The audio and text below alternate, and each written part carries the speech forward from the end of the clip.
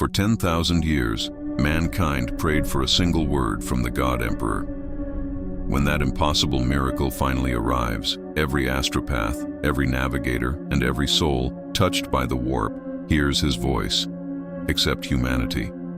The Emperor has awakened, but his first message is meant for something far older, far greater, and infinitely more terrifying than mankind. The Imperium had forgotten what silence truly meant. For 10,000 years, the galaxy had lived beneath an endless storm of prayers, screams, war chants, and dying whispers carried through the warp like burning ash upon a black ocean. Entire civilizations were born believing that the God Emperor watched from the golden throne. Entire generations died believing he might one day answer. Every guardsman whispered his name before charging into impossible battles. Every dying child on forgotten hive worlds begged him for salvation. Every astropath sacrificed pieces of their own soul, hoping to hear even the faintest echo of his divine will. But the Emperor never spoke. He endured. He illuminated the Astronomicon. He remained the silent sun around which humanity desperately revolved. Silence became doctrine. Silence became faith. Silence became proof that suffering itself was sacred. Then, on the 900th day of the Indomitus Crusade's eastern expansion, the silence ended. It did not begin with thunder. It did not begin with light. It began with absence. Every astropath aboard the battle fleet Lux Invicta suddenly stopped, breathing. Thousands of sanctioned psykers froze exactly where they stood. Their mouths opened together, yet no sound emerged. Servo skulls fell lifeless from the air, as though invisible strings had been cut. The Geller fields surrounding the fleet shimmered once before becoming perfectly still. Even the warp beyond the void ceased its endless screaming.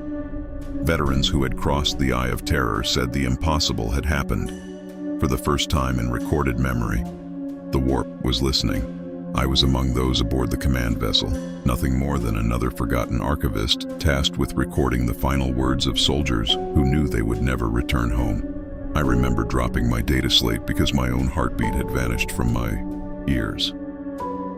It was not that my heart had stopped. Rather, something infinitely greater had drowned out the sound of my own existence. Every instinct begged me to kneel, yet my legs refused. Around me, officers stared into empty space with tears running down faces that showed neither fear nor joy. Then the voice came. It did not travel through speakers. It did not echo through corridors.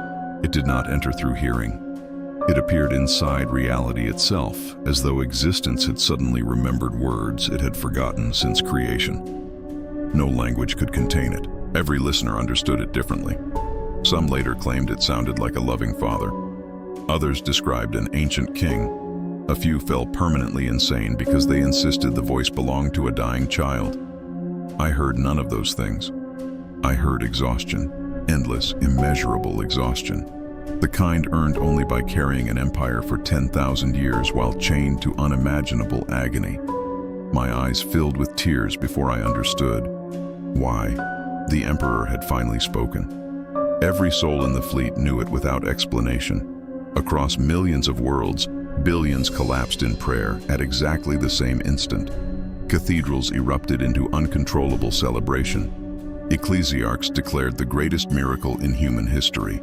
Bells rang from Terra to Ultramar. Entire hive cities shut down as populations wept openly in the streets.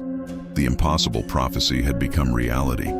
Humanity had waited 10 millennia for a single sentence from its silent God. But as the celebrations spread, something horrifying revealed itself. No one could remember what he had actually said. Every recording device contained only static. Every astropath insisted they had heard words beyond imagination. Yet when asked to repeat them, nothing emerged except confusion and terror. It was as though the message had passed directly through mankind without belonging to them. The miracle remained, but its meaning had vanished. Within hours, madness followed. Navigators aboard hundreds of vessels began clawing at their own eyes, screaming that something vast had turned toward the galaxy. Choirs of sanctioned psykers collapsed simultaneously. Their souls burned into black dust, despite showing no physical wounds. Entire black ships drifting through the segmentum solar transmitted a single automated distress signal before disappearing forever. They had not been destroyed. They had simply ceased existing within every known Imperial record. Even the Adeptus Custodes guarding the Eternity Gate abandoned centuries of perfect discipline. Several reportedly looked toward the sealed Golden Throne chamber with expressions historians later described as grief, genuine grief, as though they had just witnessed the death of hope itself. Days later, fragments of impossible evidence began arriving from every corner of Imperial space. Xenos civilizations had reacted before humanity even realized anything had changed. Orc wogs halted mid-battle, their primitive instincts overwhelmed by fear they could neither understand nor fight. Ancient Eldari seers locked themselves inside crystal sanctuaries, refusing to speak of the visions they had received. Even Necron dynasties activated dormant tomb worlds decades ahead of predicted schedules, as though ancient calculations had suddenly become catastrophically urgent. They had all heard the voice. Every intelligent species had heard the Emperor, yet none believed he had spoken to mankind. I was ordered to join an inquisitorial investigation assembled in absolute secrecy. We traveled without banners, without heraldry, without public record. Entire planets vanished behind us as evidence was erased before panic could spread. Our first destination was an abandoned astropathic relay station orbiting a dead star. Thousands had served there. We expected corpses.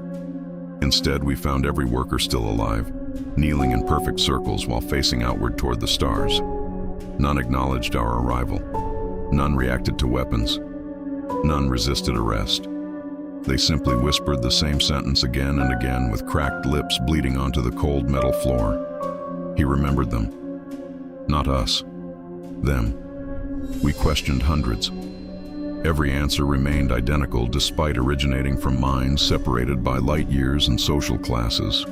They all insisted the Emperor had remembered someone humanity had forgotten. The words meant nothing. Yet hearing them filled even veteran inquisitors with indescribable dread. Then we entered the central astropathic sanctum. The walls were covered with messages carved by bare hands until fingers had worn down to bone. Millions of identical symbols stretched across every surface. No known Imperial language matched them. Mechanicus lexicons failed instantly. Eldar prisoners recoiled in horror before refusing further examination. Even demon hosts imprisoned within hexagrammic circles began laughing uncontrollably whenever shown the symbols. One whispered something before its execution that has haunted every remaining year of my life. You believed the Golden Throne was keeping your Emperor alive. You never asked what he was keeping asleep. The moment we entered the sealed astropathic station, I understood something had gone wrong with reality itself, not in the way officers describe system failures or warp anomalies, but in the deeper sense that existence had quietly stopped agreeing with itself long before we arrived, and we were only now noticing the disagreement. The air inside the station felt wrong, not poisonous or thin, but overly present, as though every breath carried more meaning than the lungs could process. My inquisitorial escort, Lord Interrogator Halbrecht, refused to speak for the first 17 minutes after breach. A man who had once ordered the execution of an entire hive district for suspected heresy now stood frozen at the threshold, staring into the corridor beyond as if waiting for it to blink first. The lighting strips along the ceiling flickered in slow rhythm, though no power fluctuation had been recorded. Each pulse of light revealed more detail, and with each revelation, the station became harder to accept as something built by human hands. The walls were too smooth in places where they should have been reinforced, too organic in others where adamantium plating should have been absolute. And always, faintly, beneath every surface, there was a vibration like distant chanting that never resolved into sound. We advanced anyway, because that is what the Imperium does when faced with the unknown. It walks forward and calls it duty. The first bodies we found were not dead. They were paused. A corridor of astropath attendants stood in rigid formation, robes hanging perfectly still, faces turned upward as though listening to a sermon only they could hear. Their eyes were open, yet no reflection returned from them. Not of us, not of the station, not even of light itself. One of the Adeptus Arbites accompanying our group attempted to speak to them. The moment his voice broke the silence, every figure in the corridor turned their heads in perfect unison toward him. Not quickly, not aggressively, just inevitably, like a thought completing itself. He stopped speaking immediately. No one ordered him to. He simply understood that speech was no longer permitted here. We moved past them without further interaction, but I noticed something that still troubles me.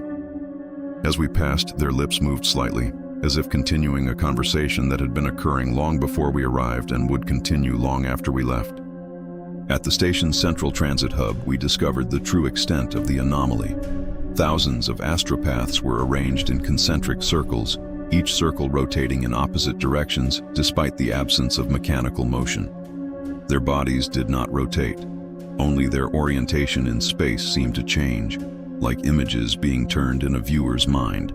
Above them, suspended in the vaulted chamber, was a fractured projection of the Astronomicon. Not the beacon itself, but something like its reflection seen through broken glass. It pulsed with irregular light patterns that did not correspond to known warp emissions. The Adeptus Mechanicus adepts with us immediately began chanting binaric scripture, but their voices faltered when the machine spirit of their augmetics began responding incorrectly, as though something else had learned to speak through them faster than they could suppress it. One tech priest tore out his own data jack mid-prayer, screaming that the machine was remembering futures that had not been authorized. Then the recording began. No one activated it. No device was present that could have initiated it. Yet every pitcaster, every auspex, every scrap of recording technology in our possession synchronized into a single output. The voice returned, not spoken, not transmitted, but reconstructed from the collective nervous system of every living being present. This time, it was not exhaustion we felt. It was recognition. The sensation that something ancient had finally looked directly at us and decided we were no longer irrelevant. The message was not language in any imperial sense. It arrived as understanding forced into the mind without permission. I did not hear words, yet I knew exactly what was meant. You were never the intended recipients. At that moment, one of the astropath circles collapsed inward like a dying star. Their bodies did not fall. They compressed, folding into themselves until only a single point of impossible darkness remained. From that point, something emerged that should not be described in physical terms because it did not possess a stable form. Every attempt to observe it resulted in contradiction. Eyes reported armor, minds reported flesh, machines reported absence. It moved through the chamber without crossing distance, appearing where attention least expected it. Halbrecht finally spoke, but not to command or coordinate. He spoke a single sentence that none of us were prepared for. The Emperor is not addressing the Imperium. The entity paused. Every astropath in the chamber simultaneously began weeping blood, not from injury but from overflow. Their psyker sight had been overloaded by a truth too large to contain. The Astronomicon fragment above us fractured further, and within those fractures, I saw something I was never meant to see. Not the golden throne, but something behind it. A structure of impossible scale, older than Terra itself, woven into the foundation of reality like a chain buried in the skin of existence. And upon it, something was moving. Not the Emperor. Something. Holding the Emperor. The realization did not arrive as thought. It arrived as collapse. My mind attempted to reject it and failed. Several of my fellow operatives simply ceased functioning, their brains unable to reconcile contradiction with doctrine.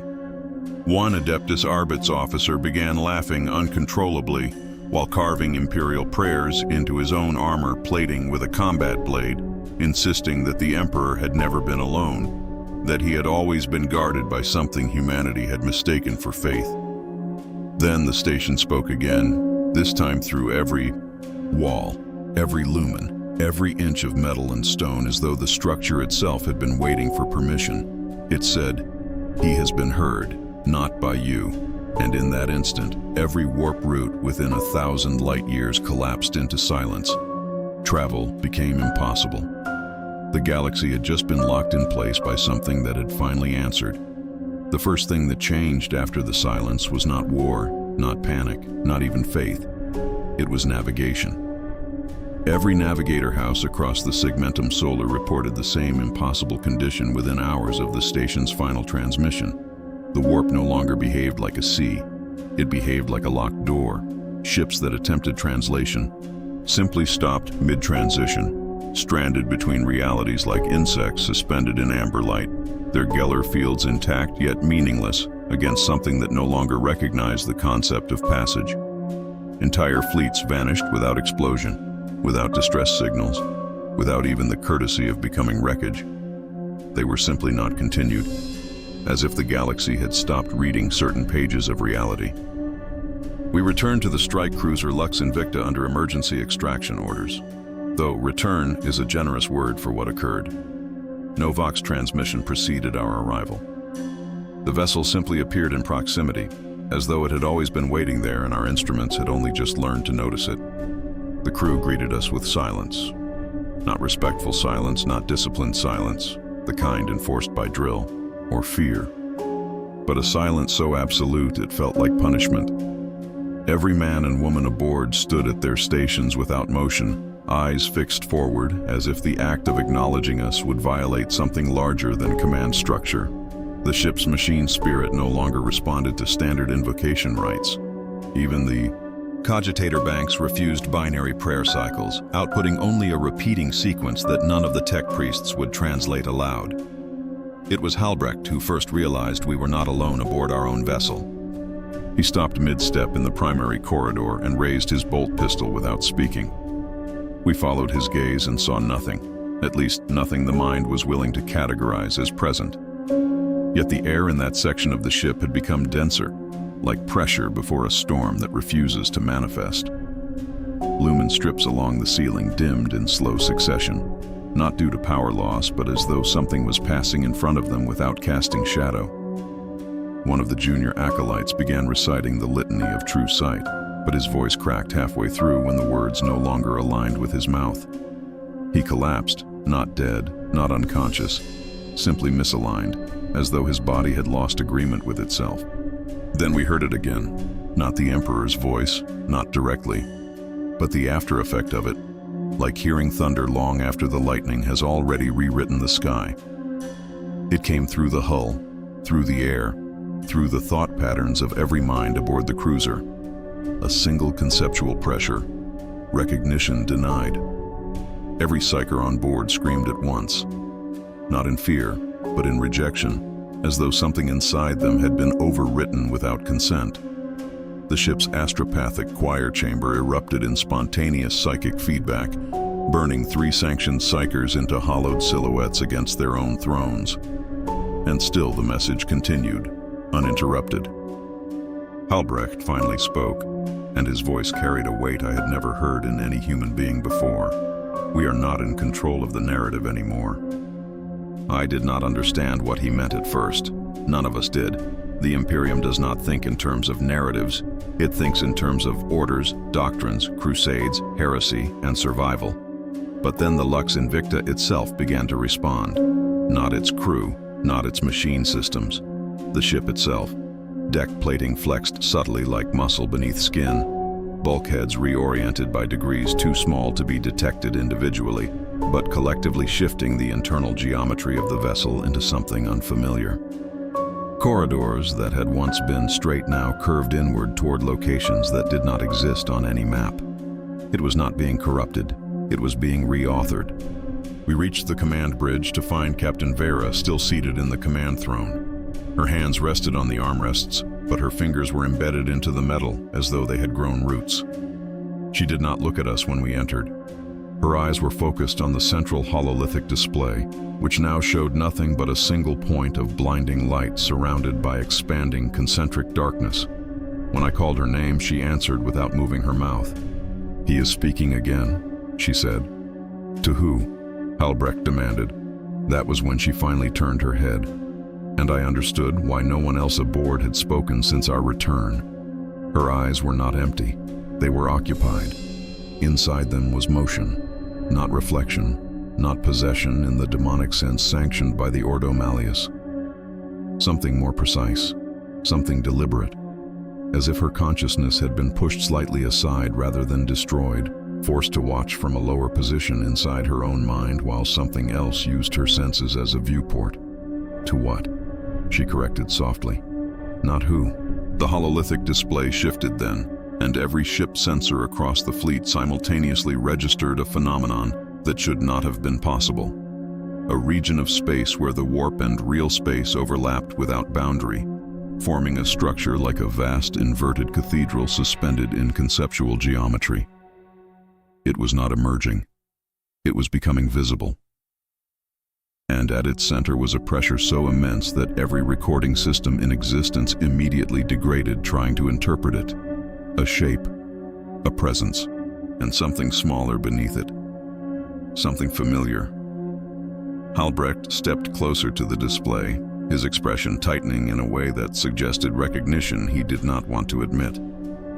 "That's impossible," he whispered. "What is it?" I asked. He hesitated. For the first time since I had known him, he hesitated, not because of tactical uncertainty, but because of belief breaking under strain. "That," he said finally, "is what the Emperor is standing in front of." The bridge went silent. Not the enforced silence of before, but something heavier. A silence that had weight, a silence that pressed down on thoughts until they became difficult to form. Then the voice returned again, and this time it was not directed outward. It was directed downward, towards something beneath everything we understood, and the Emperor, if it still could be called that, was listening. Not as ruler, not as God, but as witness. What followed was not an escalation, it was an editing. The Imperium did not simply change, it was rewritten in real time, as if some unseen intelligence had placed its hand upon the spine of history and begun turning pages that were never meant to exist. We first noticed it in the data looms. Entire sectors of archived records were vanishing without deletion logs. Campaigns that had been recorded for millennia now listed different outcomes. Victories remained victories, but the details of how they were won had shifted into contradictions that no cogitator could reconcile. Inquisitorial seals that once authorized exterminatus now bore different signatures. Even the names of saints were subtly altered in ways that made them feel wrong to pronounce, as if the syllables themselves resisted being spoken. Albrecht ordered immediate quarantine of all internal systems, but his authority no longer behaved as absolute. When he issued commands, the ship responded, but not always in the way intended. Doors opened into corridors that had never existed in schematics. Vox channels carried replies before transmissions were sent. The Lux Invicta was no longer malfunctioning. It was anticipating correction. Captain Vera, still seated in the command throne, began speaking without prompting again. Her voice had lost all human rhythm, flattened into something measured and recursive. "The Emperor did not speak first," she said. He responded. No one asked her what that meant, because everyone already understood that asking questions had become dangerous. Understanding was arriving faster than explanation. That was the true horror, not ignorance, but forced comprehension. The central hololithic display ignited once more without activation. This time it showed Terra, but not Terra as we knew it. The throne world was intact, yet wrong in its continuity. Its continents were identical, yet their placement suggested alternate geological histories.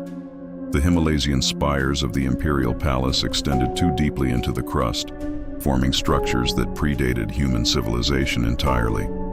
And at the center of it all, the Golden Throne was no longer merely a machine of life support. It was now visible as something far greater in scale, its mechanisms extending beyond physical architecture, threading downward into strata of reality that should not have spatial depth. Then we saw the Emperor, or rather what the galaxy believed the Emperor to be. He sat upon the throne, as he always had in imperial doctrine, yet perception failed to stabilize around him, Every attempt to focus on his form resulted in slight variation. Sometimes he appeared as a dying man encased in machinery, sometimes as a radiant figure of impossible power, sometimes as an absence that shaped light around itself. But beneath all interpretations, one detail remained constant. He was not alone. Behind the throne, beneath it, above it, outside it, something vast coiled in stillness. Not a creature in the conventional sense, not even a warp entity as catalogued by Ordo Malleus classifications. It was structural, fundamental, like a law given form and then made aware of itself, and its presence was not hostile. That was the most terrifying revelation of all. It was patient. Halbrecht finally broke silence in a way I had never seen him break before. Not with command, not with analysis, but with something dangerously close to reverence. "We built an empire on the assumption that the Emperor is the highest authority," he said quietly. "But what if he was only the surface layer, The bridge crew reacted with immediate psychological collapse. 2 officers began praying backward through catechisms. One attempted to blind himself with a data spike. The Mechanicus adepts started chanting in fragmented Binharic sequences that no longer translated into logic, only into fear. Then the Emperor moved. It was not motion in the physical sense. It was attention, a shift in focus so absolute that reality itself reoriented to accommodate it. Across the Imperium, every astropath screamed simultaneously, not in pain, but in recognition of something that had finally acknowledged them back. And for the first time since the silence began, we understood the message clearly, not as words, as certainty. You are not the first listeners. The Golden Throne reacted. Its systems, its ancient, sacred, incomprehensible systems, began to change configuration, not failing, not decaying, updating. Mechanisms that had been static for 10,000 years began cycling into new states. Entire subroutines activated that predated the Imperium itself. And deep beneath the throne, something that had never been part of Imperial doctrine began to awaken. Halbrecht turned slowly toward me. His face had gone pale in a way that suggested not fear, but acceptance of something he had always subconsciously known. "The Emperor is not the origin of the signal," he said. "He is the relay."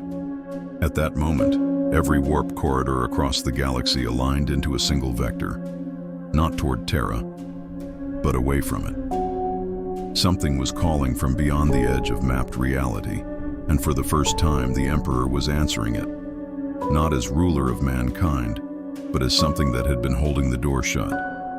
And now, the hand on that door was moving. The moment the vector inverted, every instrument aboard the Lux Invicta stopped agreeing with itself. Distance lost meaning. Time began to loop in soft, almost imperceptible folds. A second would pass, then repeat itself with slight variations, like reality rehearsing a sentence it had not yet committed to speaking aloud. Halbrecht ordered full blackout protocols, but even darkness was no longer reliable. The ship's lumen systems would extinguish when commanded, yet faint outlines of corridors remained visible as though light itself remembered where it had once been. We were not moving anymore. We were being approached. It began with the astropaths. One by one, they rose from their thrones without instruction. Their bindings, those sacred psycho-conductive restraints blessed by 10,000 years of Imperial doctrine, unlatched themselves as if recognizing a higher authorization. They did not speak. They did not scream. They simply turned toward the void beyond the ship's hull, eyes glowing with a radiance that was not theirs. Captain Vera, still seated on the bridge, whispered a single phrase, "It is closer than it should be," and then the hull answered. Not with impact, not with breach alarms, but with a sensation like something pressing its awareness against the outside of the ship, as though the vessel had become thin enough to feel thought through its skin. The void outside the Lux Invicta was no longer empty. It had become occupied by intention. Halbrecht moved faster than I thought a man of his age could move. He activated the ship's auger arrays manually, bypassing every sanctioning rite and machine spirit invocation. The display flickered violently before stabilizing into a single impossible reading. There was nothing in real space, and yet every warp sensor screamed as if something vast had filled it entirely. Then came the sound. Not through vox, not through mind, not even through perception. It came through interpretation itself. A presence was speaking, but the language was not made of words. It was made of structural understanding. Each sound was a configuration of reality briefly aligning into meaning before collapsing again. My mind attempted to translate it, failed, and then continued translating anyway without permission. The message was simple. Too simple. We heard the one who holds your star. The bridge fell into paralysis. Even Halbrecht could not immediately respond. His authority, so absolute in the material realm, had no jurisdiction here. He finally spoke after what felt like an hour. Those ship chronometers insisted only 7 seconds had passed. "Define your star," he said. The answer did not come from the void outside. It came from inside the crew itself. Every psyker aboard the vessel spoke in unison without moving their mouths. "The one you call Emperor is not your origin. He is your containment." That was the moment Captain Vera stood up, not with fear, with recognition. Her body was no longer fully hers. Something in her posture had changed, not possession, but alignment. As though her consciousness had been gently repositioned to allow something else to look through her more clearly. "The throne is not a seat," she said quietly. "It is a seal." The words hit the bridge like physical impact. Several crew members collapsed instantly, their minds rejecting the implication faster than their bodies could compensate. One Mechanicus adept began chanting the name of the Omnissiah backwards until his vocal cords ruptured. Halbrecht, however, did not break. He only tightened. "If the Emperor is containment," he said, "then what is contained?" No one answered, because the answer was already arriving. Outside the ship, space folded. Not exploded, not ruptured. Folded, like fabric being turned inside out by invisible hands. And within that fold, something began to manifest in partial layers. Not a single entity, but a presence so large it could only be perceived in fragments. First, an absence where stars should be. Then, a pattern of repeating geometry that suggested intelligence without biology. Finally, the sense that something had been waiting on the other side of every prayer ever spoken in human history, and it had just finished listening. The Emperor's voice returned, not as command, not as comfort, but as strain, as effort, as something being pushed against an unbearable pressure. And for the first time, it was directed outward with clarity. Not yet. 2 words, across the entire galaxy. Every psyker, every saint, every demon, every navigator felt them simultaneously, not as sound, as restraint. The Lux Invicta shuddered violently as reality attempted to stabilize around a truth it could no longer ignore. Halbrecht finally understood what was happening and spoke it aloud with a voice stripped of all institutional certainty. "The Emperor is not speaking to us," he said. "He is holding a conversation back." Captain Vera turned toward the void, and I saw something in her eyes that was no longer human fear. It was sympathy. For the Emperor, for whatever had been waiting patiently on the other side of existence, and for what would happen the moment he stopped answering. The moment restraint broke became impossible to describe as an event, because events require time, and time had already started to fail. It was not an explosion or a rupture, but a complete collapse of agreement between reality and what reality was supposed to mean, as if the galaxy itself had been holding its breath for so long that exhaling finally caused it to forget how to exist properly. And in that fragile discontinuity, the Emperor stopped resisting completely for the first time in 10,000 years. Across every world of the Imperium, the same instant occurred in different forms. On Terra, the Golden Throne's immense structure flared with impossible intensity, as if every buried system beneath the palace had awakened at once. In the void, entire fleets froze mid-transition and then resumed in altered positions that contradicted their previous trajectories. On Hive worlds, millions of citizens fell to their knees, not in prayer but in involuntary recognition of something that their minds had always been built to avoid understanding. And in every psyker's mind, there was suddenly the sensation of a hand being lifted from a lid that had never been meant to open. On the bridge of the Lux Invicta, Halbrecht did not issue another order. because orders implied a chain of authority that no longer functioned. Instead, he simply watched as the void outside the ship unfolded like a truth being unwrapped layer by layer, revealing not a creature but a condition of existence, something so large and fundamental that it had never been seen because it had always been assumed to be the background of everything else. And now that background had decided to become visible. The Emperor's presence, once thought to be absolute, was revealed as something holding position rather than occupying it, like a wedge forced between two realities that wanted desperately to collapse into each other. And beneath that pressure, we finally understood what the throne actually was. Not a seat, not a machine, not even a prison in the traditional sense, but a stabilizing contradiction designed to keep two incompatible truths from resolving into annihilation. The voice that had spoken before returned, but now it was no longer external, and it was no longer singular, because the thing beyond reality had finally stopped addressing the galaxy as an object and had begun addressing it as a unified awareness. And its message was not language, but inevitability. The kind of understanding that does not arrive through communication, but through surrender of resistance to comprehension. And in that surrender, everything became clear at once. The Emperor was not the origin of humanity's light. He was the barrier preventing humanity from seeing what had always been on the other side of that light. The God of mankind was not ruling from the throne, he was holding it shut. And what lay beyond was not an enemy in the way war defines enemies, because it had never been in opposition. It had simply been waiting for the moment the lock weakened enough to acknowledge its presence fully. And now that moment had arrived, not as invasion, but as continuation. The Emperor finally spoke again, and this time every soul in existence heard him without distortion, without interpretation, without the comforting filters of faith or madness. And what they heard was not a command, but a single exhausted realization that carried the weight of 10,000 years of refusal. Not them. The void responded not with words, but with pressure, and that pressure contained an answer so vast it did not fit inside understanding, only acceptance. And for the first time, the Emperor's restraint faltered, not because he was defeated, but because the burden of withholding truth had finally exceeded even his capacity to endure. In that moment, the Golden Throne ceased being a mechanism of life support and revealed its final purpose.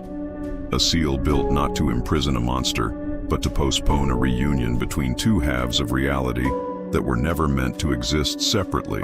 And the Emperor had been the one maintaining that separation by force of will alone since before humanity learned to crawl upon Terra. The Lux Invicta vanished, not destroyed, not consumed, but reassigned into a different layer of existence where observation was no longer stable. And Halbrecht's final recorded thought, recovered from a fragment of data that should not have survived, contained no fear, only a final devastating clarity that humanity had never been alone, not because it was watched over, but because it had been sheltered from what alone truly meant in the first place. And as the last coherent moments of the galaxy collapsed into alignment, the Emperor's silence returned once more, not as absence, but as effort renewed, because the conversation beyond reality had not ended. It had only been paused, and now every living thing understood the same terrifying truth without needing to be told again. The Emperor had finally been heard, and what heard him had answered.